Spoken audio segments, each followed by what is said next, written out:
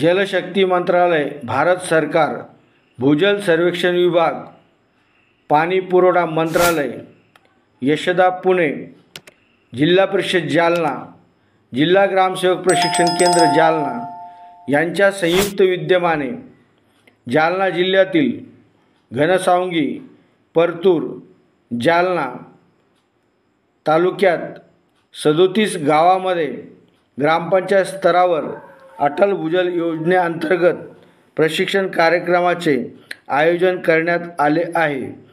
मी प्रभाकर नामदेवराव काळते, राहणार आंबा, तालुका परतूर।